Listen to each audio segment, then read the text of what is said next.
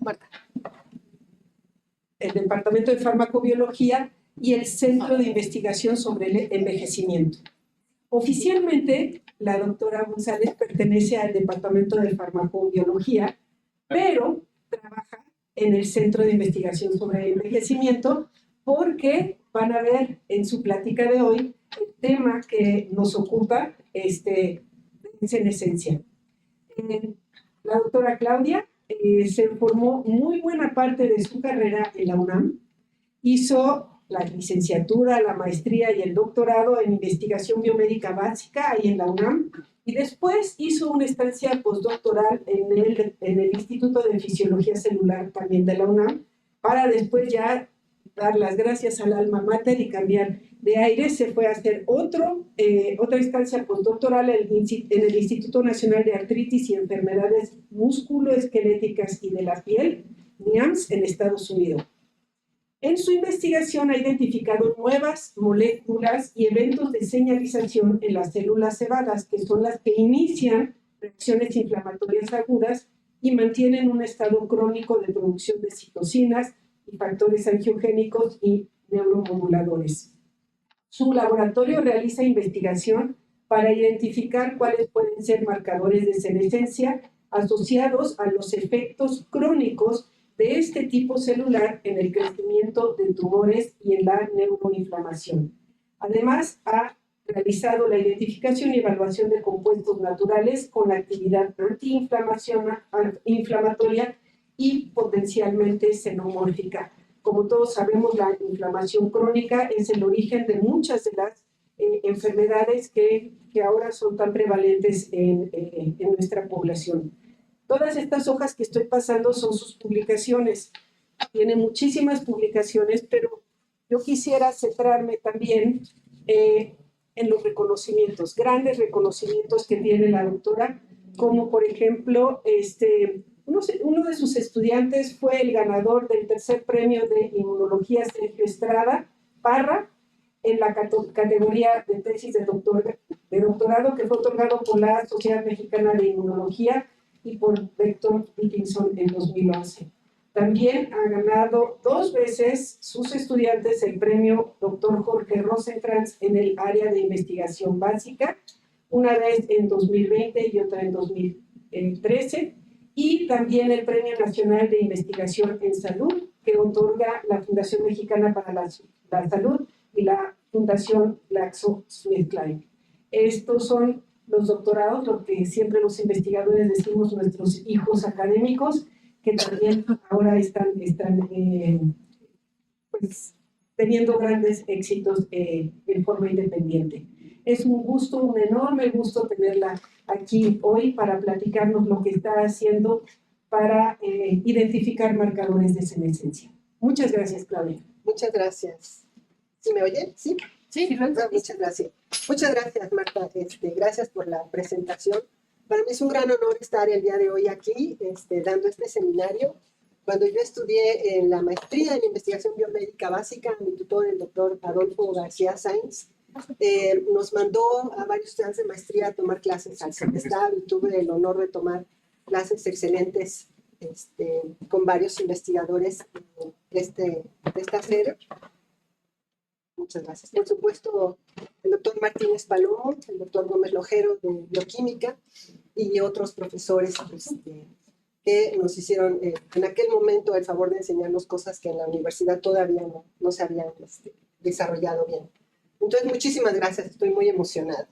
Efectivamente, yo vengo de la sede sur del CIMBESTAB, una sede en donde se realiza investigación relacionada con las ciencias sociales y la investigación educativa, la farmacobiología, como encontrar estrategias para el tratamiento de enfermedades crónicas en nuestro país, y muy recientemente somos los receptores del Centro de Investigaciones sobre Envejecimiento.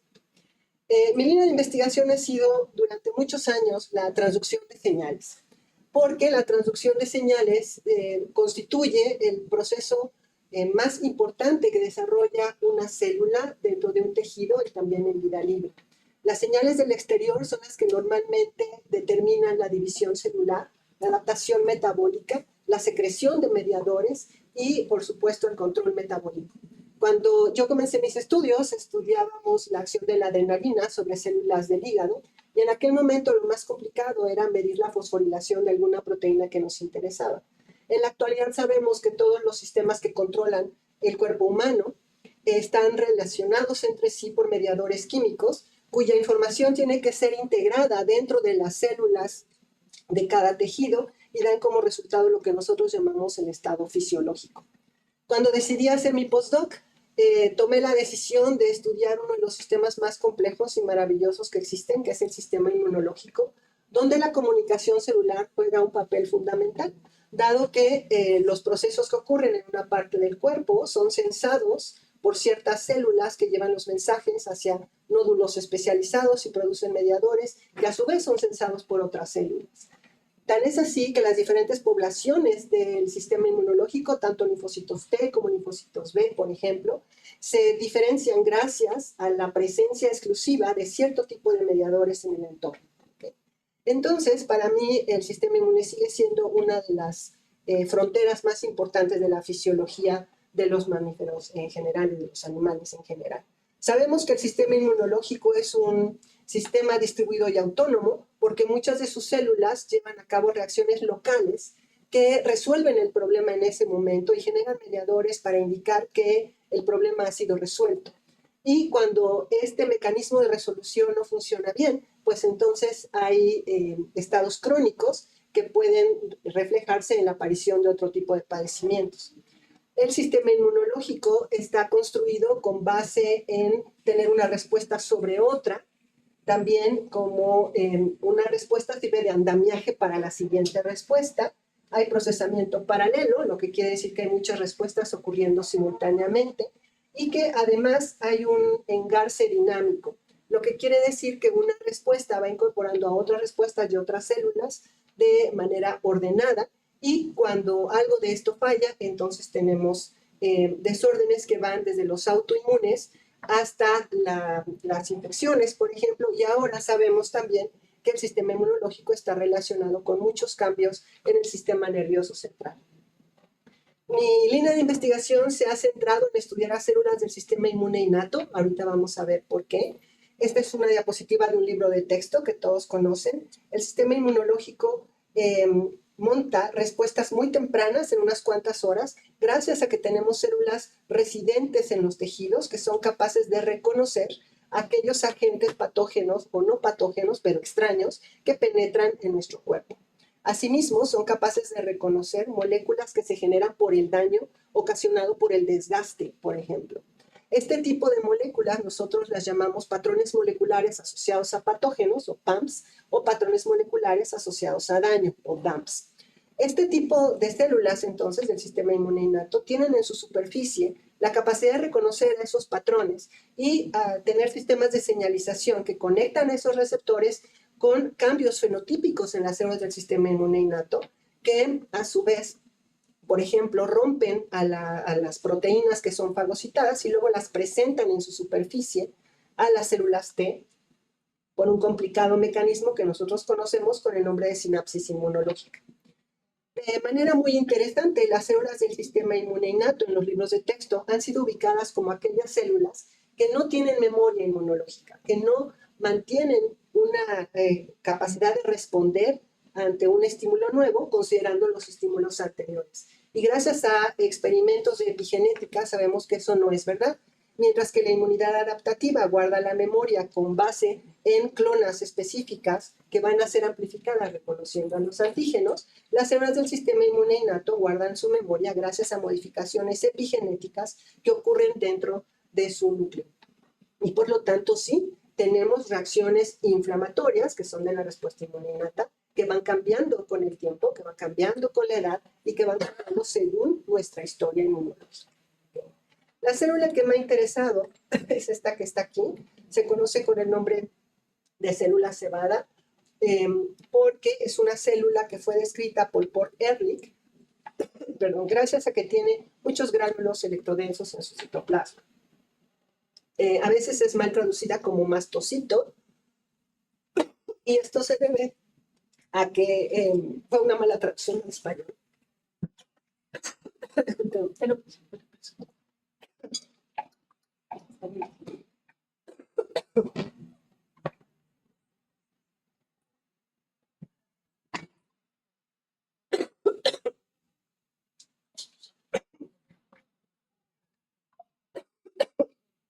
Perdón. Si alguien tiene una pregunta, la puede hacer ahorita.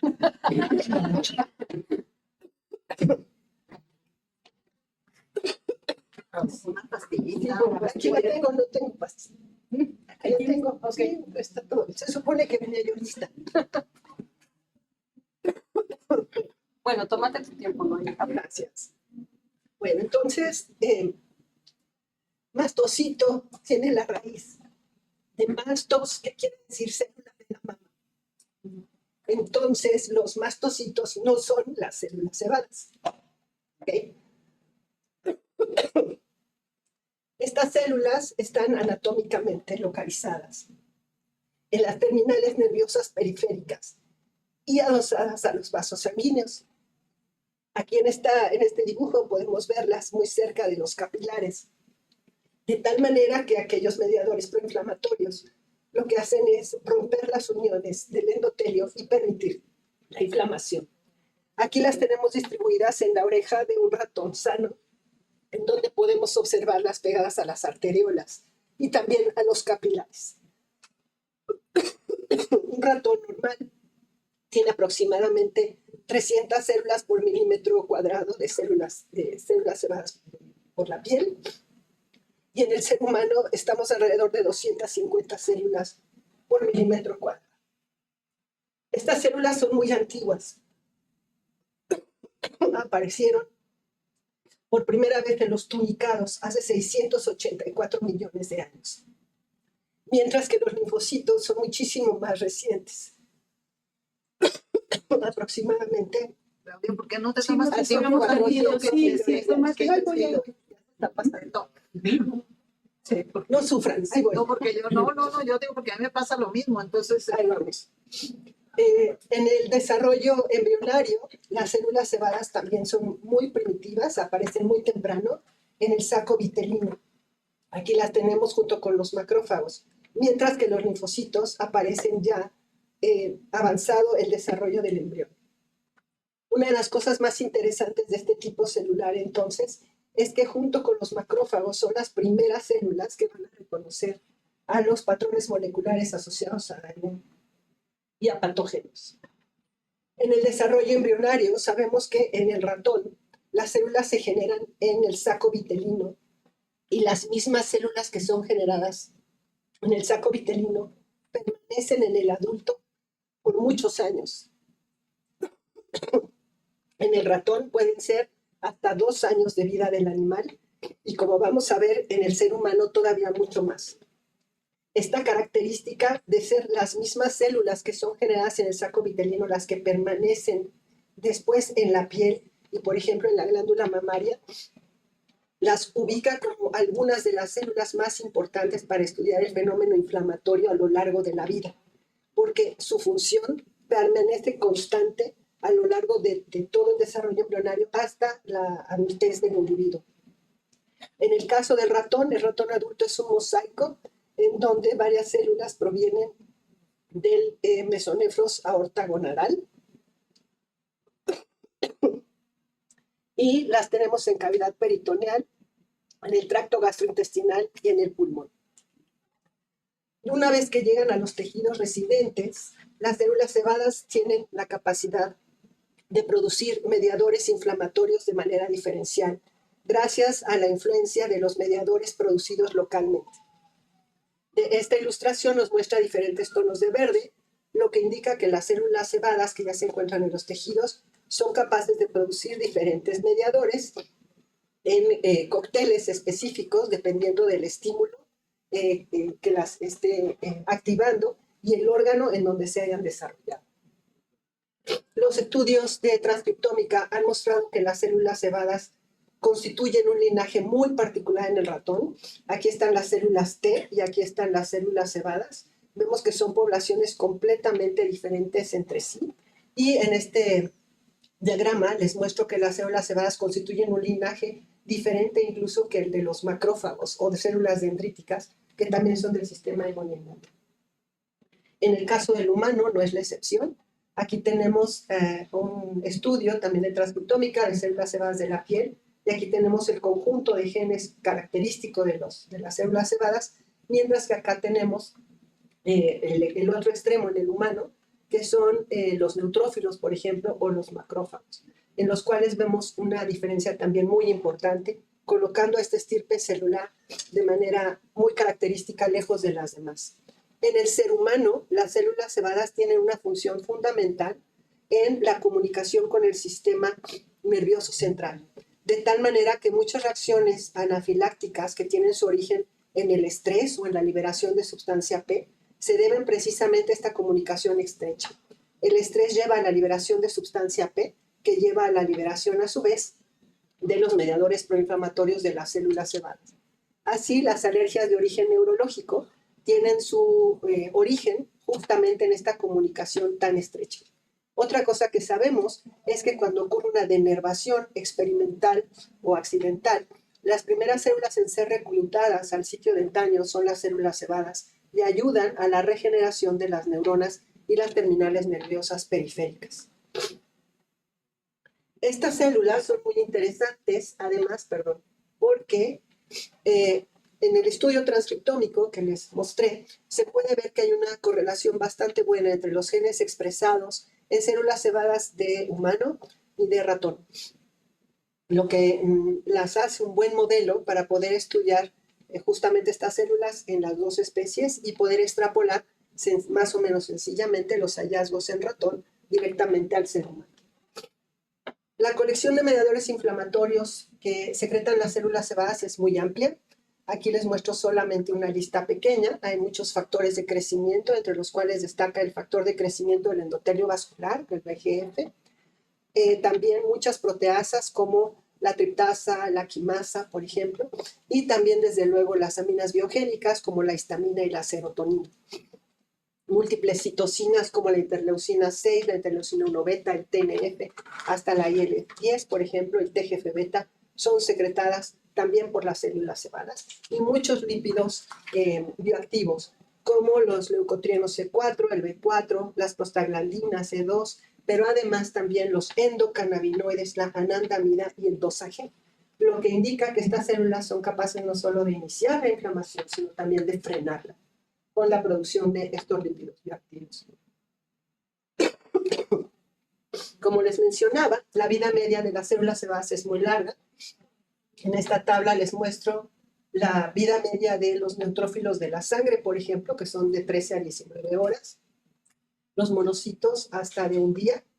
En cambio, la microglía, por ejemplo, puede llegar a vivir de 4 años aproximadamente hasta observar un recambio completo. Los macrófagos alveolares pueden vivir hasta 9 años, mientras que las células cebadas se han detectado 24 años después del trasplante de médula ósea en los humanos, lo que quiere decir que son células extraordinariamente longevas. Este tipo de experimentos se hacen aprovechando la capacidad que tiene el sistema inmunológico de regenerarse de un trasplante de médula ósea. Entonces, cuando a un paciente se le trasplanta la médula ósea de otro paciente, por ejemplo, a un individuo masculino se le trasplanta la médula ósea de un individuo femenino, entonces 24 años después, las células cebadas que se encuentran en los tejidos siguen siendo masculinas, o sea, siguen siendo del receptor del trasplante, lo que quiere decir que no venían en la médula ósea que fue trasplantada. ¿Okay? A lo largo de la vida, estas células llevan siempre a cabo la función de regular la inflamación. En el laboratorio existen modelos para estudiar estas células. Básicamente tomamos la médula ósea de los ratones, en nuestro caso B57NG6J, tomamos esta médula ósea y la diferenciamos in vitro con cócteles de citocinas que nos permiten tener un modelo que no pertenece a ningún tejido en particular. Es una célula modelo. Como les dije, cada célula se diferencia en el tejido donde reside. Entonces, nuestros medios de cultivo no son capaces de mimetizar exactamente ningún microambiente particular. Pero podemos generar células que reúnen las características fundamentales de la célula cebada. como la presencia de gránulos electrodensos y la expresión de múltiples marcadores en su membrana plasmática, que nos permite decir que son células cebadas maduras. En su superficie, las células expresan múltiples receptores y mi laboratorio se ha enfocado a estudiar dos de ellos. El primero es el receptor de alta afinidad para la IgE, el cual es un receptor que reconoce a la inmunoglobulina tipo E y después es entrecruzado por un antígeno. Este receptor tiene una complicada vía de señalización que lleva a la liberación de mediadores preformados y también a la síntesis de nuevos mediadores. También hemos estudiado al receptor TLR4. Para hablar un poquito de este receptor, que es el responsable de las respuestas alérgicas, les voy a recordar que en las alergias, cuando se presenta por primera vez un antígeno, las células T activan a las células B para la producción de la inmunoglobulina E específica para un antígeno, un grano de polen o una proteína particular del camarón, etc. Este anticuerpo es reconocido con una gran afinidad por el receptor que se encuentra en la superficie de las células cebadas. Y este receptor tiene una constante de afinidad que es una de las mayores que se conocen en biología, 1/10⁻11 molar. Lo que quiere decir que una vez que la inmunoglobulina E se pega, no hay manera de despegarla tan fácilmente. También por eso la inmunoglobulina E es una de las menos abundantes en el plasma, porque casi no circula. Una vez que se sintetiza, de inmediato se pega en la superficie de las células cebadas. Una vez que se une la inmunoglobulina E y se presenta el alergeno nuevamente, el receptor se entrecruza y el sistema de señalización lleva a la secreción de mediadores, lo que ocurre en unos cuantos minutos, pero horas después de la estimulación, la señal llega al núcleo, activa factores de transcripción y lleva a cabo la síntesis de citocinas de nuevo. Por lo tanto, esta célula regula la respuesta temprana de la inflamación, como el broncoespasmo y el edema en el asma bronquial, pero también la remodelación tisular, como la enfermedad crónica obstructiva del pulmón a tiempos más largos. El sistema de señalización no se los voy a mostrar con mucho detalle, pero mi laboratorio ha contribuido a localizar algunos nodos muy particulares que controlan pues el proceso secretorio y la producción de mediadores lipídicos que son capaces de regular autócrinamente a la célula cebada. Las estrategias que seguimos son las clásicas de biología molecular, haciendo inhibición farmacológica, noqueo, transfección de las células, etc. El proceso de desgranulación es de lo más interesante. Les traje este video, a ver si corre. Ahí pueden ver ustedes a una célula cebada desgranulando. Está muy lindo. Quiero que vean que las células cebadas son las únicas cuyo núcleo se ve hacia adentro. ¿Y no se desbarata? ¿Mande?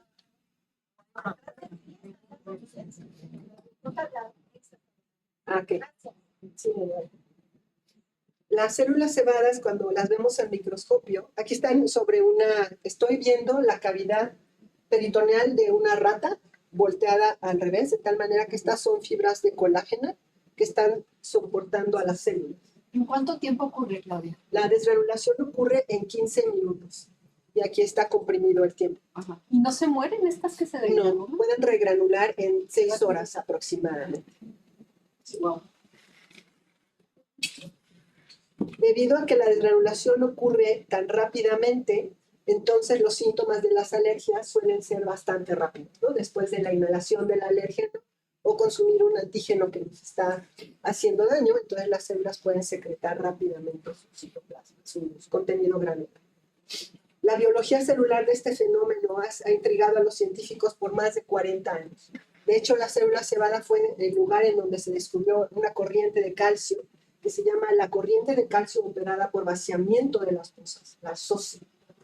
Fue muy importante porque habla precisamente de la importancia de vaciar el retículo endoplásmico y permitir que el calcio aumente para justamente mover al gránulo hacia el exterior. Si nosotros regresamos al sistema de señalización, vemos que el calcio forma un elemento fundamental para la remodelación del citoesqueleto y después la fusión de la membrana granular con la membrana plasmática, un fenómeno que se lleva a cabo con las proteínas SNARE, muy parecido a lo que ocurre en las neuronas. In vivo, nosotros podemos ver la desgranulación de las células cebadas con varios ensayos ya estandarizados. de inflamación rápida. Como les mencioné, es muy importante que la célula cebada tenga unidad a la inmunoglobulina E. Entonces, lo que hacemos es inyectar por la vena, primero en la oreja del ratón, ponemos IgE, que es una inmunoglobulina E dirigida hacia un antígeno que nosotros conocemos, que es el dinitrofenol unido a la albúmina bovina. Una vez que aquí está el antígeno, la IgE, entonces todas las células se recubren con el anticuerpo. Después lo que hacemos es que por la vena de la cola metemos el colorante azul de Evans, que va a viajar por todas las venas y capilares del animal. Esto ocasiona que el azul de Evans vaya por todo el sistema circulatorio y lo inyectamos acompañado del antígeno, de tal manera que entrecruzamos estas inmunoglobulinas tipo E, activamos al receptor, se provoca la inflamación y sale el colorante al tejido. Aquí tenemos cómo se ve un ratoncito tratado de esta manera. De este lado tenemos el antígeno y la inmunoglobulina E, una reacción anafiláctica típica, y de este lado tenemos a la oreja control, en donde no pusimos la inmunoglobulina E. Esta reacción es perfectamente cuantificable porque podemos recuperar este tejido y obtener el azul de Evans. Esta es una técnica que se utiliza para evaluar compuestos antialérgicos. O sea, nosotros podemos administrar a los ratones con múltiples compuestos, tanto de origen natural o no, con potencial antialérgico, y simplemente cuantificar cuánto azul de Evans es liberado en este tipo de ensayos. Otro receptor que nos interesa mucho es es el receptor TLR4, el Toll-like receptor 4, el cual es un receptor que no induce la desgranulación típica de las células cebadas, que ahorita van a ver qué hace, y reconoce a patrones moleculares asociados a daño. Este receptor tiene un sistema de señalización poco conocido en las células cebadas, y nosotros hemos contribuido a identificar algunas de las proteínas que llevan a su internalización por un mecanismo dependiente de vinamina, y pudimos encontrar que la huntingtina, que es la proteína responsable de la enfermedad de Huntington, participa en el sistema de señalización de este receptor. Este artículo permitió explicar parte de los defectos inmunológicos que tienen los pacientes que tienen Huntington, debido a que no son capaces de responder bien a diferentes antígenos bacterianos, y esta tesis del Cinvestav recibió el premio Weizmann en 2022. Como les decía, las células cebadas son responsables de las respuestas alérgicas, pero también son capaces de montar respuestas protectoras, digamos, no son las malas del cuento. Se sabe que si nosotros tomamos a un ratón y le administramos un PAMP, como el lipopolisacárido bacteriano, entonces se va a producir en el peritoneo del ratón una citocina que se llama el factor de necrosis tumoral alfa, el TNF-alfa. Y esta producción de TNF se puede ver aquí. Estos son animales tratados con vehículo, estos son animales tratados con lipopolisacárido bacteriano, y vemos que producen el TNF. Sin embargo, en animales carentes de células cebadas, un modelo que tenemos aquí en el bioterio uveal del Cinvestav, este fenómeno no se da. O sea, sin las células cebadas no se puede producir el factor de necrosis tumoral en la cavidad peritoneal en respuesta al NPS. Lo que quiere decir que estos animales sin células cebadas son susceptibles a infecciones bacterianas. Si nosotros reconstituimos estos animales con células cebadas provenientes de la médula ósea de animales silvestres, vemos que recuperamos la producción de TNF-alfa y los podemos proteger de las infecciones bacterianas. Por lo tanto, podemos tener en el laboratorio reacciones anafilácticas y reacciones dependientes de las células cebadas de una menor intensidad. Esos dos receptores nos dan suficiente trabajo y preguntas para muchísimos proyectos de investigación muy interesantes. Aquí les muestro, por ejemplo, que la localización de ambos receptores es completamente diferente. Aquí está el receptor Fc-epsilon-R1, el de la IgE, el de las alergias, y este es el receptor TLR4, que es endocitado con la ayuda de la huntingtina. Y estas son fotografías tomadas aquí en los microscopios que se encuentran en el Lance, y vemos a las células cebadas en condiciones basales con una membrana plasmática llena de protuberancias, y en microscopía electrónica de transmisión se ven los gránulos electrodensos en el interior del citoplasma y estas prolongaciones que han sido cortadas a la hora de rebanarlas. Si nosotros les colocamos la IgE monomérica, esto es solamente la inmunoglobulina tipo E, lo que ocurre con una persona alérgica que no está siendo expuesta al antígeno. O sea, nada más es alérgica, pero todavía no respira o todavía no consume el antígeno. Vemos que hay cambios importantes en la membrana plasmática y vemos que aumenta el número de gránulos en las células cebadas y las prolongaciones se hacen un poco más largas. Si nosotros entrecruzamos al receptor FcεR1 y provocamos una reacción alérgica, vemos el cambio importante en la membrana plasmática y vemos el vaciamiento del citoplasma. La membrana granular se fusiona con la membrana plasmática de la célula. En cambio, si ponemos el lipopolisacárido bacteriano para activar al TLR4, observen ustedes el cambio membranal es completamente diferente y sorprendentemente en el interior vemos el esqueleto del gránulo, pero no vemos su contenido. Este tipo de desgranulación se llama desgranulación en piezas o pisemal, porque el gránulo es vaciado en pequeñas cantidades, pero no se pierde la estructura. Este es un evento independiente de calcio, mientras que este es un evento absolutamente dependiente de calcio. Entonces, con estas herramientas y los ratones con los que contamos, nosotros tenemos animales que carecen de células cebadas, tienen el fondo genético de C57 Black 6, pero no son negros porque no solamente les faltan las cebadas, sino tampoco tienen melanocitos. Entonces su piel es blanca, pero el silvestre es negro. A este animal nosotros lo podemos reconstituir poniéndole células cebadas intraperitoneales, intracerebroventriculares, o sea, podemos regresar las cebadas solo al cerebro, o intravenoso, de tal manera que este animal es nuestro, digamos, animal reconstituido, mientras que este es el animal que carece de cebadas y este es nuestro silvestre. A lo largo de los años hemos logrado integrar los estudios que hacemos in vitro, tanto de identificación de moléculas como de fármacos, en células hasta estos 3 modelos animales. Bien, ahora un poco de resultados más en serio. Las células cebadas, al controlar la inflamación, son muy importantes para el desarrollo de aquellos tumores que se llaman tumores calientes, aquellos tumores que requieren del fenómeno inflamatorio para producir la angiogénesis y generar el crecimiento tumoral y producir metástasis. En este estudio realizado en el 2021 se hizo un atlas transcripcional de muchas células provenientes de diferentes tipos de tumores. Y no voy a entrar en los detalles, pero las células más abundantes en los tumores son los macrófagos que están aquí. Después son las células dendríticas y las células cebadas son el tercer tipo de célula del sistema inmune innato más común en los tumores sólidos altamente vascularizados. Curiosamente, esta capacidad que tienen las células cebadas de infiltrar los tumores está asociada a veces a un mal pronóstico o a veces a un buen pronóstico.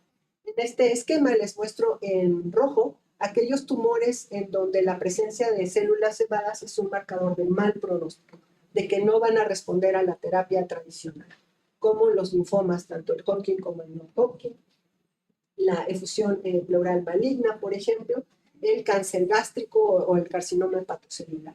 En cambio, existen otros tumores en donde la presencia de células cebadas, como el mesotelioma, por ejemplo, es una buena señal. El patólogo dice que si hay células cebadas, entonces van a responder a la terapia. Las hipótesis en el campo indican entonces que son los cambios fenotípicos que adquieren las células cebadas en el microambiente tumoral, aquellas que van a veces ayudar y a veces a ayudar a contrarrestar el crecimiento del tumor. Así que para hacernos algunas preguntas de tipo básico y entender por qué una célula cebada a veces puede ayudar y a veces no al crecimiento tumoral, en el laboratorio montamos el modelo de un tumor de melanoma B16F1. Este no es un modelo de carcinogénesis, sino de crecimiento tumoral, nada más. Las células transformadas de melanoma se compran a la TCC, tienen un fenotipo muy característico, son negras y también mucha variabilidad. Y lo que hacemos en el laboratorio es inyectarlas en la oreja del ratón y es un modelo en el cual más o menos entre 25 y 30 días tenemos un tumor perfectamente identificable por el color negro de las células y además podemos ver los vasos sanguíneos alimentando al tumor. Entonces, en un mes podemos pasar por todo el proceso. De manera interesante, en una de las tesis que ganó el premio Rosenkrantz, nosotros encontramos que este modelo de tumor es absolutamente dependiente de las células cebadas. Si nosotros tomamos a los ratones que no tienen células cebadas y administramos el tumor, vemos que a comparación con el silvestre, el tumor no crece y tiene una apariencia completamente diferente. En el caso del animal reconstituido con las células cebadas, la vasculogénesis se observa muchísimo mejor. Y encontramos en este momento que las células cebadas producen grandes cantidades del factor de crecimiento del endotelio vascular y que un anticuerpo anti-VEGF pues será capaz de bloquear las acciones de las células cebadas. En ese artículo también encontramos que la inmunoglobulina E, el puro anticuerpo, era capaz de promover el crecimiento tumoral y que esto querría decir que las personas atópicas, o aquellas personas que tienen predisposición a las alergias, pudieran también con mayor facilidad desarrollar tumores. Yendo más adelante, lo que hicimos fue hacer un mapeo de la localización de las células cebadas dentro de los tumores y ocupamos un marcador de hipoxia, que es el HipoxIPRO, que reconoce zonas de alta oxidación en los tejidos, es lo que ustedes ven en verde. Aquí tenemos una oreja, un corte en campo claro del tumor. Aquí vemos el cartílago, que es esta línea que se ve aquí. Esta es la piel del ratón con los folículos pilosos y aquí está la masa tumoral. Y lo que nosotros observamos es que dentro de la masa tumoral tenemos zonas hipóxicas que son en verde y no hipóxicas que están en negro. Las células cebadas se localizan principalmente en las células hipóxicas y en un ambiente altamente oxidante. Aquí tenemos un acercamiento a una sola célula que está completamente verde, lo que quiere decir que la concentración de oxígeno es menor al 0.1% en esa zona del tumor. Esas células que se encuentran en estas condiciones tan dramáticas dentro del tumor, decidimos estudiarlas in vitro, generando cultivos y luego colocándolas en una incubadora que es capaz de desplazar el oxígeno por nitrógeno y generar un ambiente altamente hipóxico. Bajamos las concentraciones de oxígeno a menos del 1% y lo que encontramos es que nuestras células sobreviven increíblemente bien a estas condiciones y que además siguen desgranulando cuando les ponemos diferentes agentes que las llevan justamente a su activación. De manera interesante, observamos que producen altas concentraciones de especies reactivas de oxígeno, pero que además son capaces de, después de producir altas concentraciones de especies reactivas de oxígeno, de mover calcio, aquí este es un ensayo de calceína, en su citoplasma. Lo que quiere decir que las condiciones de hipoxia llevan a una elevación del calcio en el citoplasma de estas células.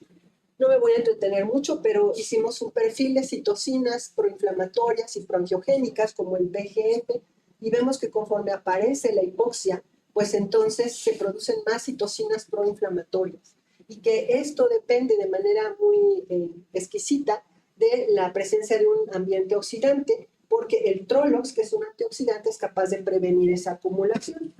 Otra cosa que encontramos de manera muy interesante es que si colocábamos un bloqueador de un canal de calcio que se llama nifedipino, que se da normalmente en la clínica para controlar arritmias cardíacas, porque tiene como blanco molecular un canal de calcio, era capaz de inhibir la producción de especies reactivas de oxígeno y además la producción de citocinas quimiotácticas. Aquí les muestro cómo nos acercamos y abordamos el problema de encontrar qué canal iónico era el responsable de meter el calcio necesario para sacar al VEGF de las vesículas de las células cebadas en el microambiente tumoral. Y lo que les voy a mostrar es una serie de fotografías mostrando un canal de calcio sensible a voltaje, que es el KB1.2, el cual pueden observar que conforme pasa el tiempo en hipoxia, el canal se va a la membrana plasmática de las células cebadas, mientras que en presencia de un antioxidante, ese canal no se mueve. Lo que quiere decir que después de la activación de la producción de especies reactivas de oxígeno, y aquí no se los muestro, pero depende de la NADPH oxidasa, el canal se transloca a la membrana y eso lleva a la producción de citocinas proinflamatorias. La translocación de este canal es un evento muy interesante y no había sido descrito hasta que nosotros lo publicamos. Aquí tenemos a una célula en normoxia y vemos al canal en primer lugar en las vesículas internas y además colocaliza con un marcador de endosomas o de vesículas de tipo endosomal y secretoras, que es el LAMP2. Si nosotros hacemos la colocalización, vemos entonces que este canal se encuentra en las membranas de los gránulos y que cuando la sometemos a hipoxia, entonces el canal comienza a translocarse de la misma manera que se translocan las membranas de los gránulos de las células sebáceas. En este trabajo, que también ganó el Rosenthal por segunda ocasión, encontramos que no solamente se transloca el canal, sino que además se lleva a cabo una modificación post-traduccional que es la glutationilación. La glutationilación de estos canales es una modificación post-traduccional que nos protege de la oxidación. Quiere decir que cuando las células están en hipoxia, pues entonces se transloca el canal y la célula lo protege con glutationilación para que pueda funcionar. El esquema final de esa tesis de doctorado de Itzel fue en donde colocamos por primera vez al canal Kb1.2 en la membrana, logramos probar que mete calcio en respuesta a la elevación de las especies reactivas de oxígeno ocasionadas por hipoxia, y esto lleva a la secreción de la quimiosina CCD2. Y aquí no se los muestro, pero logramos con un antagonista ver que esto también estaba pasando en los tumores.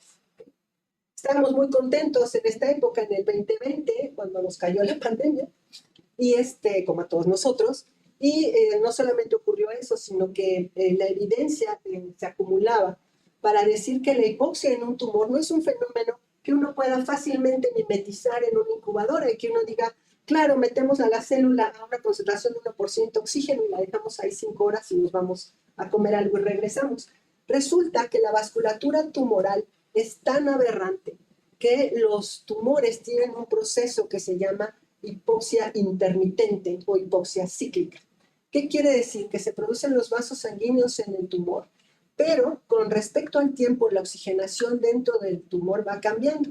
En este estudio les quiero mostrar las oscilaciones en la concentración de oxígeno que existen en un tumor, que pueden ser de llegar hasta el 25%, hasta el 1%, variando cada 5, 10, 15, 20 minutos.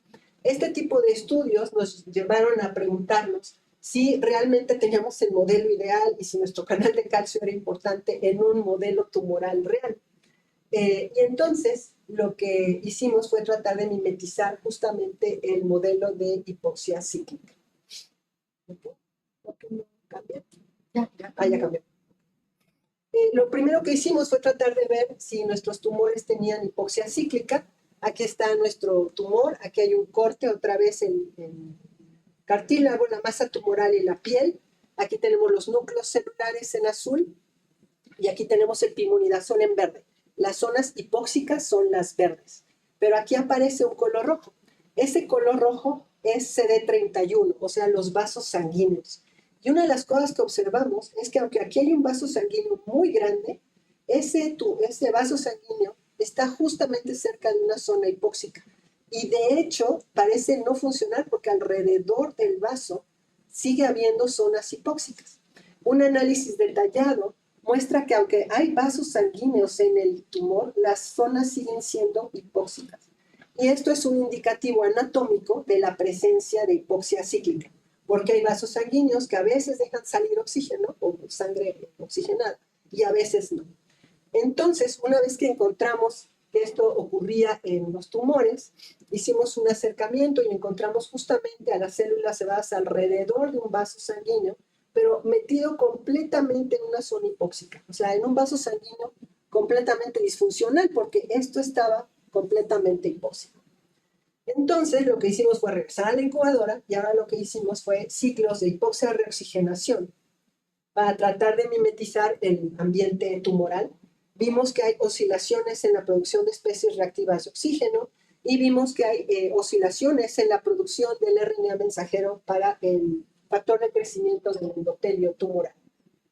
Una vez que observamos eso, nos quedamos con esta parte de H2 o de hipoxia 2, que es donde teníamos mayor producción de especies reactivas de oxígeno y producción de VEGF, y realizamos un experimento de microarreglo en donde se analizaron 22,000 genes del ratón y tuvimos nuestro análisis para poder observar cuáles eran los genes inducidos en las células cebadas.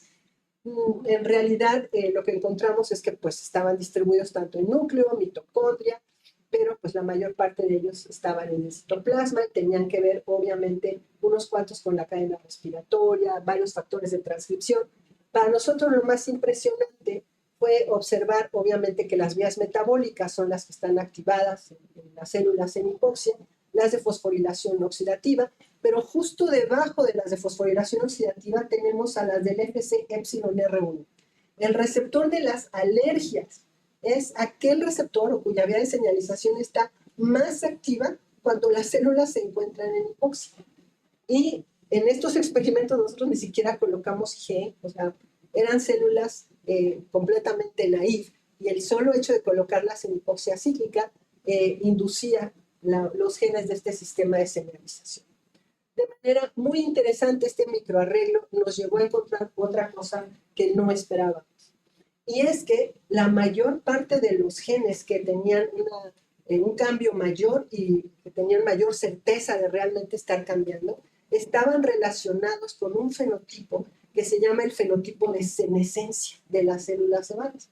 Entonces, en ese momento, hicimos un análisis de todos los genes y encontramos en la base de David, lo que ustedes ven aquí, en realidad no ven nada, es la vía de senescencia. Y hay muchas proteínas involucradas en las vías de senescencia en general. Esta no es una vía básica de las cebadas. Las que ven en estrella roja son aquellas que están aumentadas cuando las células cebadas son sometidas a hipoxia cíclica. Y aquellas que ven en estrella azul son las que están reguladas a la baja, en donde hay menos de esa proteína. Todas las que ven en rojo son las vías de entrada, las primeras proteínas que son activadas cuando una célula comienza a hacerse senescente. Así que la hipótesis que manejamos desde hace un par de años a la fecha es que cuando las células cebadas entran a los tumores, adquieren un fenotipo secretor senescente. Y es eso lo que lleva a la producción de especies reactivas de oxígeno y la producción de factores angiogénicos. Y creemos que cuando ese fenómeno no se da, entonces no tienen este papel maligno para los tumores. La senescencia se ha convertido para nosotros en el laboratorio como aquel cambio metabólico importante que lleva a que las células cebadas favorezcan el crecimiento tumoral. Esta es una micrografía de uno de los tumores de melanoma, y aquí estoy haciendo una mención de esta proteína que es un regulador negativo del ciclo celular, es P16, que es una proteína asociada a la senescencia. Y en los tumores se sabe que hay muchas células tumorales que son senescentes porque es un mecanismo por el cual se supone se controla la proliferación celular. En cambio, si nosotros tenemos triptasa, vemos a las células cebadas localizadas en zonas muy, muy particulares. Si nosotros hacemos un acercamiento a este que es un vaso sanguíneo, lo que podemos encontrar es que las células están adosadas al vaso sanguíneo, como ya lo sabíamos, pero sobre todo que muchas de ellas están presentando la expresión de P16.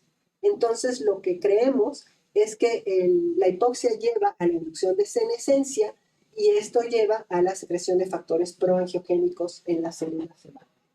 La senescencia resulta ser un campo fascinante que descubrimos hace algunos años en el laboratorio, no muchos, y es el fenómeno mediante el cual las células entran a una fase de arresto del ciclo celular en la fase G1. Es muy diferente a la quiescencia, que es la que ocurre, por ejemplo, en las neuronas o en los cardiomiocitos, que son células que están arrestadas en la fase G0 del ciclo celular. Estas células están arrestadas en G1 y no se están dividiendo, pero adquieren varias características importantes. La más llamativa de ellas es la capacidad de producir mediadores inflamatorios en lo que se conoce con el fenómeno con el nombre del fenotipo secretor asociado a senescencia. La interleucina 6, el TGF-alfa, el TNF, la IL-1 beta son marcadores del estado de senescencia. Y se sabe que las células senescentes además se van acumulando con el tiempo, con la edad, en los diferentes tejidos y que son capaces de evadir las respuestas normales de la respuesta inmune para removerlas. La senescencia forma parte de uno de los marcadores del envejecimiento. En este círculo estudio demostrativo de lo que se consideran los hallmarks del envejecimiento, publicado en el 2023, encontramos que los marcadores primarios del envejecimiento son, por ejemplo, el daño a DNA, la inestabilidad genómica, el acortamiento de los telómeros, cambios epigenéticos, pérdida de la proteostasis y además que no haya microautofagia. Para compensar este tipo de marcadores primarios, la célula genera una serie de marcadores antagónicos que, por ejemplo, es errores o problemas para metabolizar varios nutrientes, bajan la producción de energía en la mitocondria y, por supuesto, activan la senescencia. Como les decía, la senescencia es para contrarrestar la hiperproliferación que se puede dar por mutaciones en el DNA. Y una vez que estos marcadores antagónicos se sobrepasan, entonces se generan los que se llaman los marcadores integrativos, que son la suma de tener daño al DNA, inestabilidad genómica, pérdida de la proteostasis y además tener senescencia, disfunción mitocondrial y falta de metabolismo completo de diferentes compuestos. Y aquí tenemos marcadores que se llaman, por ejemplo, que ya no haya células troncales, que haya problemas en la comunicación celular, que haya inflamación crónica y que haya disbiosis. En el caso de la inflamación crónica, como bien decía la doctora Espinosa, es un marcador de senescencia, pero además es una de las razones por las cuales las enfermedades crónico-degenerativas son abundantes o muy prevalentes en personas de la tercera edad. En el caso de mi laboratorio, creemos que esto que le pasa a las cebadas es justamente lo que está contribuyendo a que tengan un papel negativo en los tumores.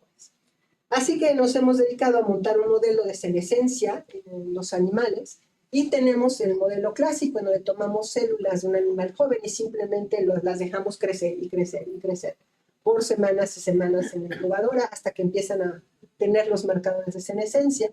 Y el otro modelo que nos parece muy interesante, que es tener al ratón realmente envejecido, obtener los precursores de la médula ósea y de allí generar a las células cebadas envejecidas. Y después lo que queremos hacer es obviamente utilizar estas células envejecidas en reconstituir a los ratones y observar que realmente tengan un papel diferente al de las jóvenes sobre el crecimiento tumoral. Estos animales tienen normalmente entre 60 hasta 70, 80 semanas de edad, lo que ustedes entenderán que es un reto tenerlos en buen estado en el bioterio y que la pérdida de cualquiera de estos animales pues es muy, muy seria para nuestras investigaciones.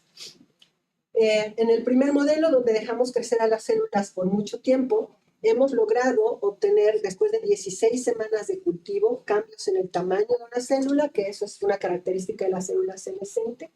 También hemos logrado tener un buen arresto en G1, aunque quiero hacer notar que no es una población homogénea, o sea, como en la naturaleza, como en los tejidos normales, nuestros cultivos no llegan todos a G1 y se paran, sino que solamente podemos tener población enriquecida. Expresan a P21 y P16, que son marcadores de senescencia. También expresan a la beta-galactosidasa asociada a senescencia, que es otro marcador de este fenómeno. Pero lo más importante para nosotros es que empiezan a expresar citocinas proinflamatorias. O sea, no hacemos nada más que dejar a esas células creciendo en la incubadora. Cumplen los marcadores de senescencia y vean la secreción de la IL-6, VEGF, la IL-1-alfa, la IL-1-beta, el CCL2, TGF-beta y básicamente casi todas las citocinas, haciendo un arreglo por citometría de flujo de 27 citocinas y quimiosinas, un multiplex. Hemos logrado establecer el perfil secretor senescente de estas células que tienen muchas quimiosinas. Y usando un Seahorse en colaboración con el Instituto Nacional de la Nutrición, hemos logrado observar que las células senescentes tienen una actividad metabólica superior a la que tienen las células no senescentes. Sorprendentemente, las células senescentes tienen mejor respuesta a básicamente todo. Los niveles basales de calcio son más altos, pero después de un antígeno responden menos que las silvestres. Tienen mayor fosforilación de las MAP-sinasas, de ERK, este es antígeno, no alcanzó a ver. Sí, es la fosforilación en tirosina de SARC, este es ERK, y estas son diferentes proteínas asociadas al sistema de señalización del FCY-R1 y vemos que responden mucho mejor. Y ahora viene lo bueno. ¿Qué pasa cuando analizamos esto en vivo?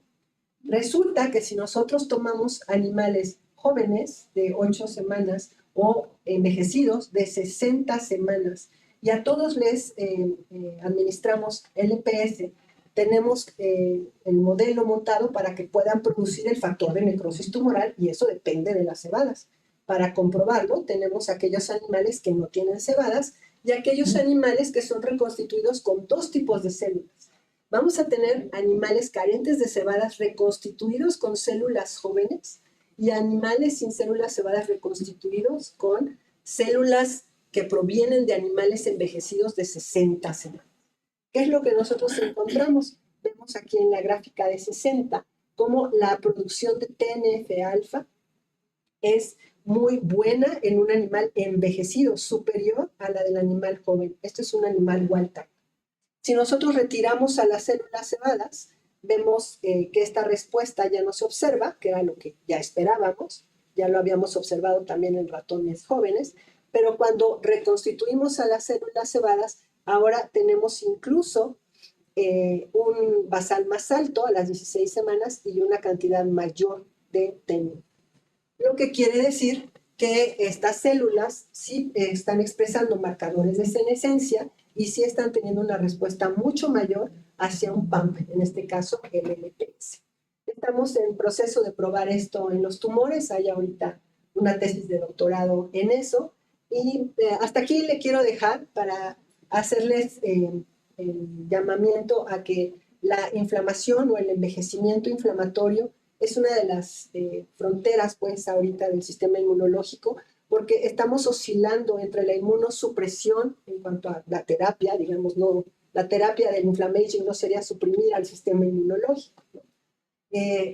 Sino que necesitamos entender en qué consiste este proceso de senescencia en las células del sistema inmune para después poder entender qué está pasando con individuos envejecidos. Recuerden ustedes que esto está asociado con muchos padecimientos crónico-degenerativos y esa es la razón por la cual nuestra institución albergó al Centro de Investigaciones sobre Envejecimiento. En México, pasar de los 64 años más o menos lleva a un aumento en la cantidad de personas con alguna discapacidad dada por alguna enfermedad crónica. En México, en contraste con otros países, ser mayor significa estar enfermo de algo. Entonces, es la intención de todo el Centro de Envejecimiento del CINVESTAP el poder entender el proceso mediante el cual llegamos a este punto, ¿okay? Y con ese conocimiento tratar de prevenir. Y quiero terminar con esta, que es una cita de Hans Selye, que dice que las células cebadas es finalmente un tipo tímido, digamos, que no comparte sus secretos con gente que no ha sido personalmente introducida al campo. Y esto es todo. Muchas gracias.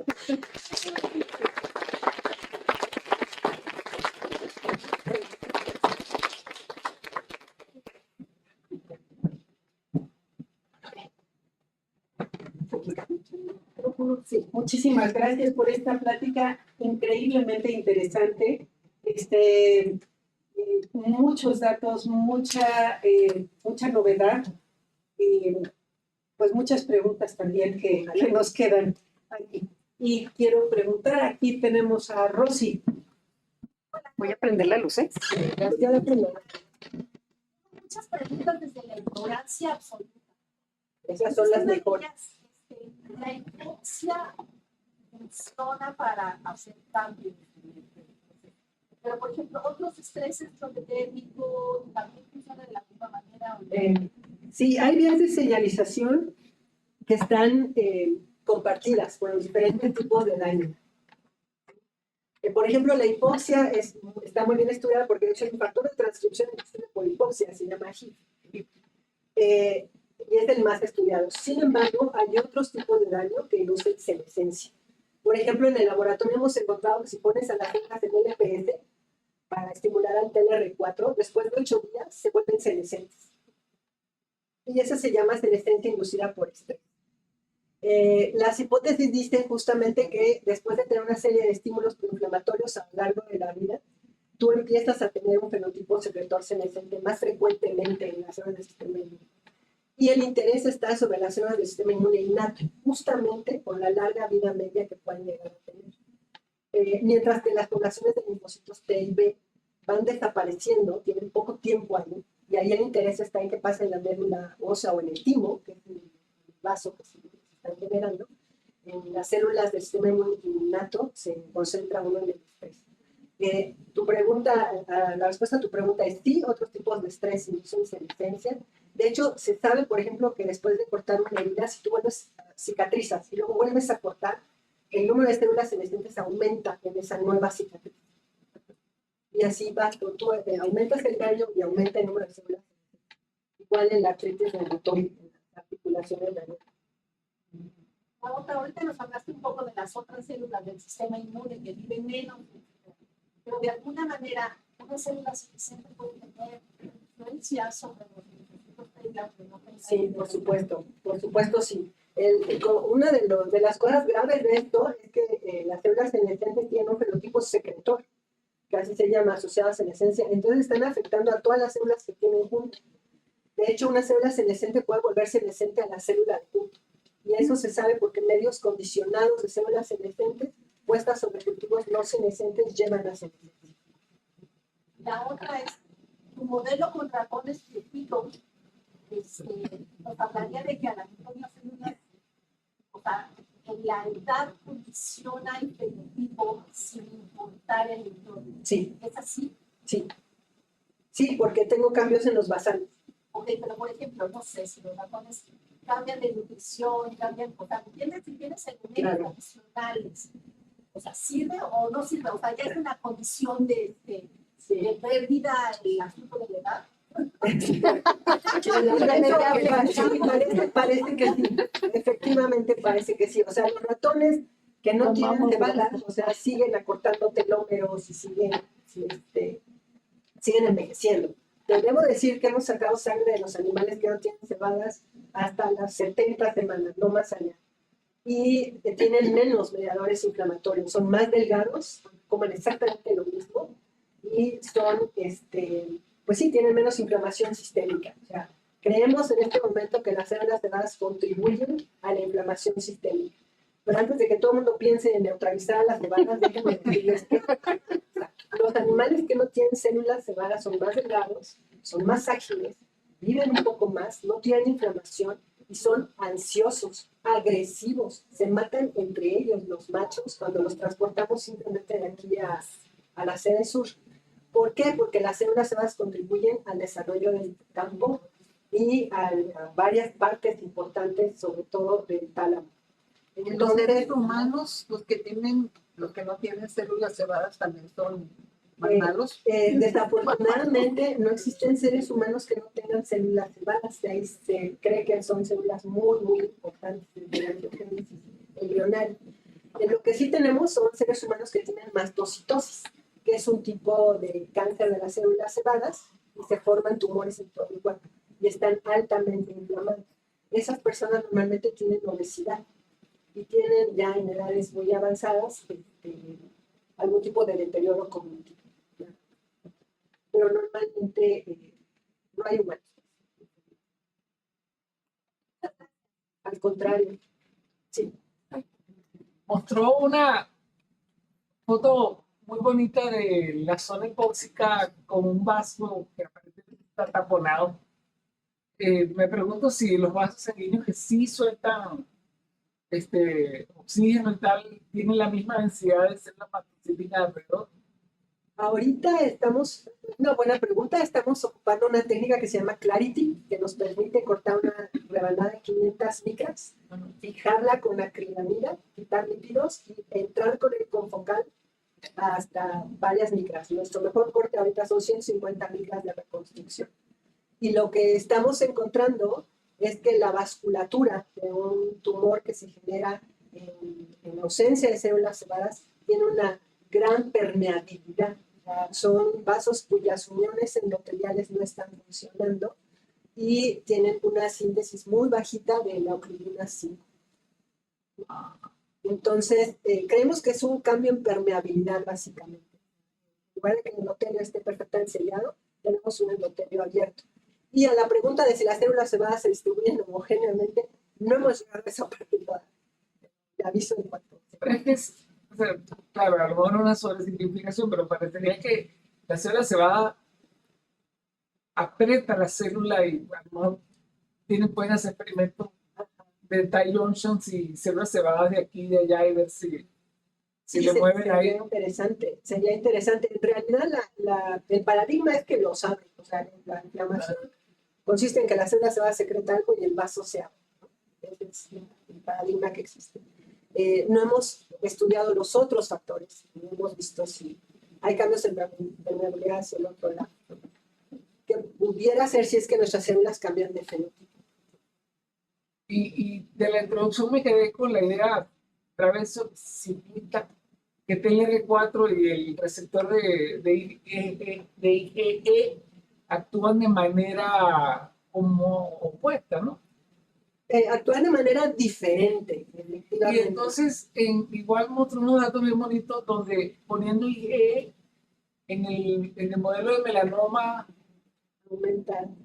entonces si le tocas al TLR4, ¿tienes un efecto opuesto o no?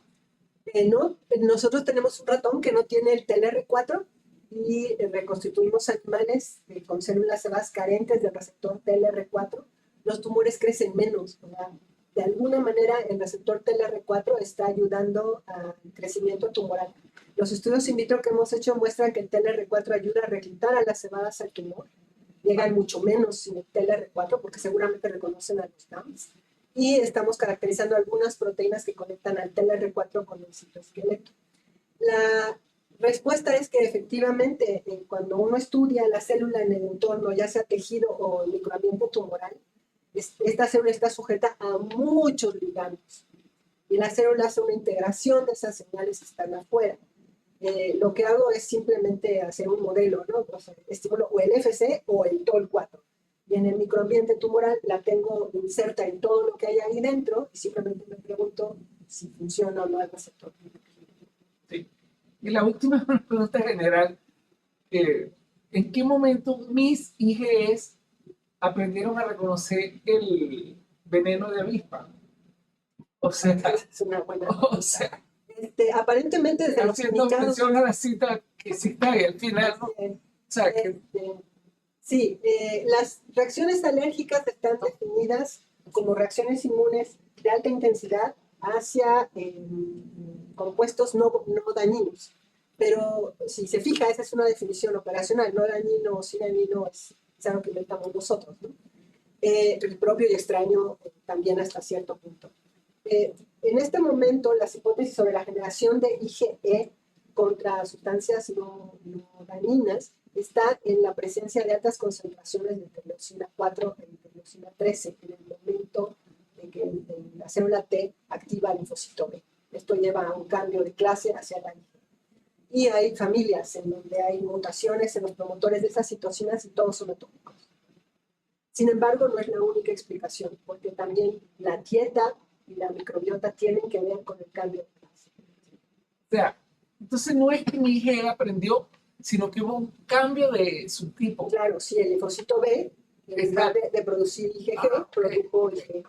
Por eso algunas vacunas para las alergias funcionan, porque usted va con el alergólogo, le dice tengo rinitis, y el alergólogo pone el antígeno en el brazo en lugar de ponerlo a respirar. El cambio de la vía hace que usted produzca IgG. Gracias. ¿Bien?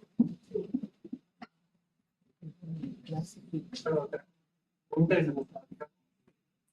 Tengo una duda que no sé si tiene mucho sentido. Sabemos que en el microambiente tumoral, por ejemplo, las células T van a estar en contacto con antígenos y se van a llevar a un fenotipo que se convierten en células exhaustas. En el caso de las células, de este tipo de células, que son las células cebadas, el microambiente tumoral también va a generar como una estimulación constante que la lleva a senescencia. Así es, esa es la Ya idea. está demostrado. Sí, creemos que la falta de oxígeno lleva a la producción de especies reactivas de oxígeno, lo que va a llevar al estado de senescencia. Eso lo hemos probado en el laboratorio. Como te digo, no sé si ese es el único estímulo. Debe haber otros DAMs involucrados en eso. Por ejemplo, me gustaría ver si las células TLR4 knockout también se vuelven senescentes o no con los mismos estímulos. No, eso involucraría a un receptor en inducir la senescencia. Lo hemos probado. También por esa parte, o sea, en el microambiente tumoral también se generan antígenos que son reconocidos por IgE.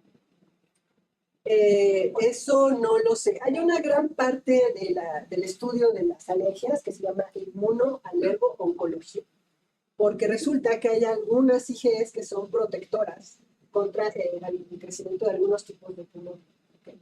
Y en este momento esa área de investigación se está enfocando a utilizar la IgE como una herramienta para poder atacar a ciertos tumores. ¿Sí? La respuesta corta es sí, hay IgEs que reconocen antígenos tumorales. ¿Qué significa eso? Gracias.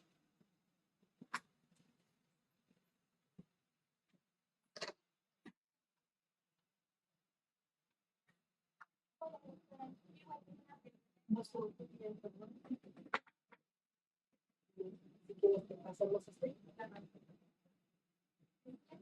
No. Bueno, mejor. Hablaba hace rato de la senescencia de la célula y que de hecho algunas células humanas estaban en contacto con la senescencia. ¿Hay estudios o se sabe si se puede revertir? Ahí tenemos un problema de definiciones. O sea, la definición de senescencia es arresto en G1, producción de beta-lactoferasa, presencia del fenotipo secretor asociado a senescencia. Entonces, para que llegues a la senescencia ya hay un arresto en G1, y una de las definiciones de la senescencia es que no sea reversible. Es parte de la definición. Ahora, en medio, o sea, ¿qué ocurre antes de llegar a la fase, al arresto en G1, al fenotipo secretor senescente? Son cambios que van ocurriendo en el metabolismo celular. Cada uno de ellos individualmente puede ser, si no revertido, sí ameliorado. Por ejemplo, les mostré que hay una relación muy estrecha entre la producción de especies reactivas de oxígeno y el proceso de excreción de citocinas, y muy probablemente con senescencia, aunque no lo hemos probado.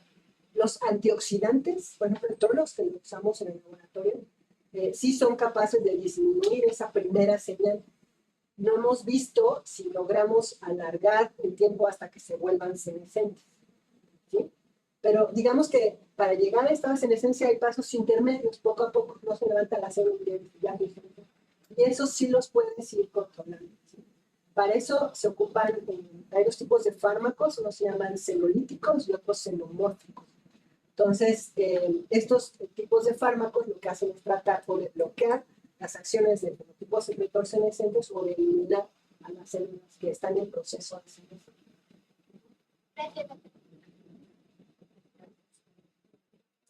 Aquí adelante. Sí.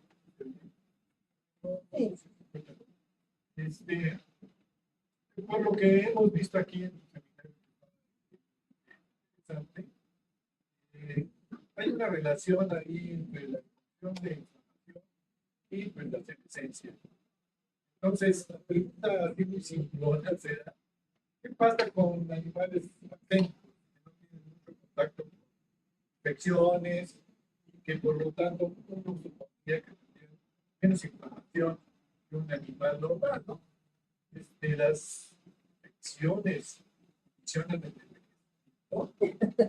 La pregunta es muy interesante y espero podérsela contestar porque la doctora Susana Arevalo, del Instituto de Fisiología Celular de la UNAM, tiene la rata topo. Hay una rata topo que vive en condiciones de muy baja concentración de oxígeno y envejece muy lentamente. Entonces, los cortes tisulares de ese tipo de animales muestran, por ejemplo, en el riñón, muy poca infiltración de células civiles. De eso a saber que tienen menos inflamación, no lo sé, estoy esperando que me lo den alguna vez la usan. Ratitas que llegan a vivir hasta 15 años. Ahí la idea es que adaptarse a un medio en donde la producción de especies reactivas de oxígeno es muy baja, aunque haya hipoxia, porque tienen mecanismos que controlan la oxidación, puede ayudar a vivir más tiempo y evitar el daño, aunque no sea el único mecanismo que tiene. Y en cuanto a si la inflamación o las infecciones favorecen la senescencia, los estudios estadísticos indican que sí. O sea, en poblaciones en donde hay infecciones de manera constante, o por ejemplo, la contaminación en la Ciudad de México, donde la concentración del liposacárido puede ser muy alta en algunos días, lleva uno a la tolerancia, o sea, el TLR4 ya no se activa para tratar de compensar y no dar inflamación, pero a la larga sí aumenta el número de enfermedades, el número de casos de enfermedades crónicas. Desafortunadamente no tengo un dato experimental, pero en estadística. Y además, pero recuerden que hay muchas maneras de inflamarse, ¿no? También comer mucha glucosa, no hacer ejercicio, estrés. Gracias. Vamos a ver una más. Por acá estaba. Sí, hola doctora, muy interesante charla. Tengo dos preguntas. La primera es, ¿en qué casos se requiere un trasplante de nuestros además de algún tipo de cáncer? ¿Qué tanto urgiría o indicación, ¿no? Y la otra es, ¿qué tan difícil es hacer la técnica de Clarity? Es muy ¿Cuál técnica? complicado. La Clarity. La Clarity, por favor. Ok, la primera es que los datos que yo les mostré no son de trasplantes específicos de cebada, sino que cuando tú tienes a un paciente que tiene alguna leucemia, lo que hacen es radiar al paciente con radiación gamma para depletar completamente la médula ósea. Se van todos los precursores. ¿Verdad? Y luego restituyen con médula ósea que proviene de un donador que sea compatible, pero le meten médula ósea completa. Entonces, los ejemplos que les puse es cuando tú tienes un donador, por ejemplo, un individuo del sexo masculino que recibe médula ósea de un individuo del sexo femenino. Entonces, lo que hacen los doctores es poner el sistema inmune de un individuo del sexo femenino en uno del sexo masculino. Y después van viendo cuántas células del sistema inmune siguen siendo masculinas y cuáles de ellas son femeninas. Y lo que ven es que 24 años después siguen siendo masculinos, aunque hayan recibido un trasplante. Pero no se hace un trasplante de células cerradas de manera particular. Estos son datos que se sabe de la clínica de hematología justamente para el tratamiento de leucemia. Bueno, la segunda parte, la de Clarity. La de Clarity no es una técnica complicada, pero sí es tardada. Se requieren a veces 17, 18 días nada más en quitar los lípidos, ¿no?, de la rebanada, y después es cuando empieza el problema, porque tienes que poner el anticuerpo, dejar que permee, y tienes que encontrar el tiempo óptimo. ¿Cuánto tiempo tienes que dejar tu anticuerpo de la dilución para que atraviese todas las micras del corte, ¿no? Y después viene más parte del trabajo, que es ir al confocal, y entonces hacer las rebanadas, una tras otra, y luego hacer el empalme para hacer la reconstrucción. Pero es una técnica muy poderosa, y por lo menos para el árbol vascular nos está funcionando muy bien los tumores. Gracias. Felicidades, un trabajo súper interesante, Claudia, muy bonito. Oye, me quedé intrigada cuando dices tú que en la Ciudad de México, por la terrible contaminación que tenemos, pues los procesos de inflamación pueden ser, pues alcanzar la tolerancia, pueden ser más altos. ¿Se sabe cómo están las estadísticas en cuanto a la mortalidad en la Ciudad de México comparado con otra zona en donde, relacionado con la edad, en donde no hay esta contaminación tan agobiante? Desconozco el dato, sé que aquí, obviamente, en el departamento de toxicología tienen un seguimiento muy puntual del número de partículas de cierto tamaño en las diferentes zonas de la Ciudad de México, pero desconozco los números exactos, digamos, por delegación o por área, no sé. Los datos que yo conozco son de ciudades globales, digamos, estos mapas, ¿no?, todo el mundo, y algunos estudios muy puntuales que se han hecho sobre niños, sobre todo, que presentan algunos daños neurológicos al vivir en zonas altamente contaminadas, ¿no?, tiraderos de basura y cosas así, ¿no? Pero sí los datos exactos. Sí, bastante. A mí me llama mucho la atención preguntarte cuáles son las características que le permiten a estas células vivir tantos años. ¿Qué es lo diferente entre ellas y las células y el resto de las células inmunológicas en cuanto a composición membranal o por dónde va el asunto? Exacto, no lo sabemos. De hecho, hay algunos autores que están postulando que las células se van a tener la capacidad de proliferar en los tejidos. Entonces, cuando nosotros vemos a una célula, en realidad no es la misma célula, ¿no? Sino que se dividió lentamente. Aquí el problema que tenemos es las técnicas, ¿no? O sea, cómo detectar la división in situ de una célula que fue implantada hace tanto tiempo, ¿no? La verdad no lo sabemos. Gracias. Perdón, que venga la de la ¿Qué tal? Dos dudas ahorita rápidas. Células femeninas y masculinas entendidas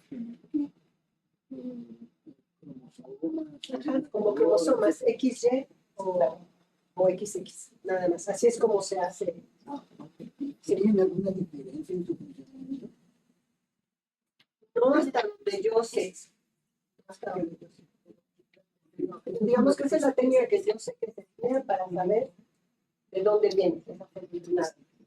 Y otra pregunta, en una diapositiva de la ontogenia, había células que se producían en el líquido amniótico, no sé si entendí bien. En el saco vitelino. Saco vitelino. Eso lo hacen las células estas más. Sí. O sea, ¿qué tipos celulares hacen eso? Entonces, se hacen y luego regresan al células. Surgen dentro de las primeras etapas del desarrollo embrionario en el saco vitelino las células cebadas y precursores de macrófagos. Y lo que sabemos es que permanecen en varios tejidos del cuerpo hasta la adultez. Y esto se sabe por microinyección, digamos, de algunas células que expresan la proteína verde fluorescente en embriones que no están expresando la proteína verde fluorescente y luego lo ven en individuos adultos. Entonces se forman fuera y migran.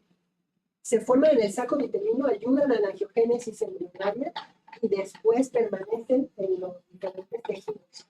Ya en el adulto es la médula ósea la que está produciendo esos precursores. Es el mismo origen. Tengo una pregunta. Muchas gracias por el seminario, estuvo precioso.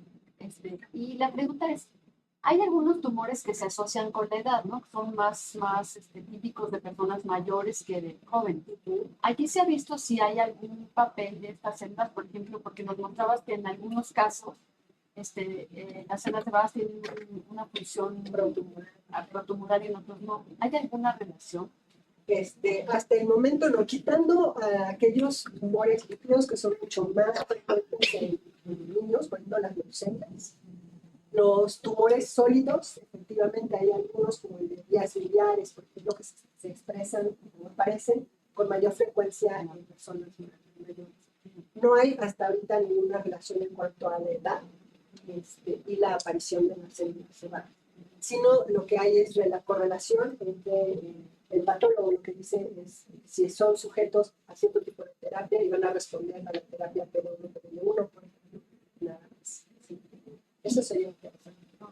Y esa senescencia de las células, me imagino también que tiene que ver con muchos más otros factores como los que nos decías, independientemente de la edad, ¿no? Pero al final del día tus células cebadas tienen que funcionarte aunque estés viejito hasta que te mueres, ¿no? Sí, sí, sí. Las células cebadas controlan la inflamación durante toda la vida. De hecho, controlan la reparación de heridas en las personas de la tercera edad, por supuesto.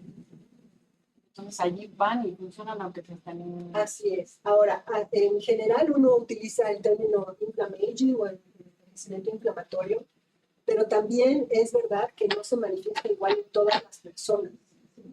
De la misma forma que no todos desarrollamos o vamos a desarrollar alguna enfermedad neurodegenerativa. Entonces todavía nos falta mucho que aprender acerca de cómo llegamos a la vejez y sobre todo cuáles son los genes que en todo caso podrían modificar ese camino, ¿no? Entonces, hacernos eternos. Hacernos eternos, bueno, por lo menos sanamente, ¿no? Yo creo que sí. Tenemos en el CIE, hay un investigador joven que acaba de llegar que estudia un organismo que es la hidra. La herida es pequeñita, pequeñita, y esta no envejece nunca. O sea, la parte es en pedazos y cada una se regenera. Y ahí él está estudiando justo esos genes, aquellos que llevan a la longevidad eterna. Y he encontrado cosas muy interesantes porque la hidra también tiene manera de reproducirse. Entonces parece que las que envejecen más son aquellas que se reproducen. Sería bueno que la hidra tienen que invitar a Sergio, la verdad es que al mismo tiempo debería de encontrarse la forma de acabar con el cansancio, porque con el cansancio no me refiero al físico, sino al cansancio de la vida, ¿no? Porque también es... De acuerdo. Muchas gracias. Gracias a ustedes. Yo tengo el último comentario nada más, que es siempre que sale un experimento y todo lo que tú has mostrado es cada resultado da una gama enorme de preguntas. Pero dentro de los investigadores tenemos un ideal que nos gustaría llegar. ¿Cuál es el tuyo? Mi ideal, bueno, mi ideal sería, pues sí, realmente entender por qué en este caso las células cerradas o sistemas inmunes a veces contribuyen al tumor. Porque en el camino no les he mostrado muchos experimentos paralelos en donde hemos caracterizado fármacos que pueden ir modificando ese proceso inflamatorio. Entonces, en cuanto entendamos cómo funcionan, pues a lo mejor podemos modificar el estilo del tumor. Creo que ese sería mi ideal. Pero como no entendemos todavía. Gracias por la pregunta.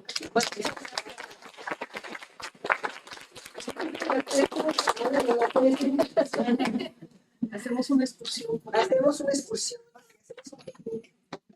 Con tapete de yoga. Sí, Doctora, yo ya no alcancé a preguntar, pero ¿habrá algún dato en las personas que sufrieron cáncer, los trataron, se recuperaron sobre cómo la gente... Bueno, la población cambia? Eso es lo que yo conozca. Pero sería interesante. Ajá.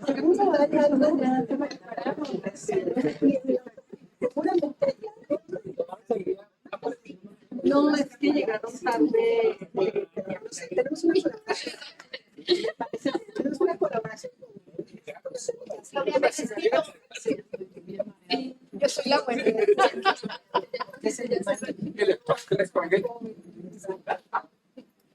Bueno, muchísimas gracias. Ay, Claudia. Mi gatito. Vamos.